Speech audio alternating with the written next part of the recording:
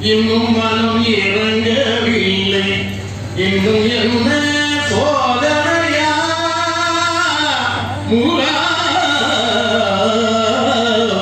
என்ன கவி பாடினாலும்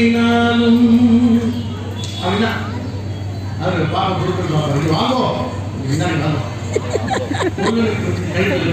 மாலை எடுத்து நான் கொடுத்து அண்ணா வரவேற்று ஆசீர்வாதம் சொல்லி நம்ம அனுப்பி விடுறோம். அது நம்ம இந்த சிறப்பு ஏதாவது வந்தது காசுதான் வரல, பாடினாலும் அப்ப நம்முடைய ஒரு கலைங்கிறது பல்வேறு வகையில் இருக்கு.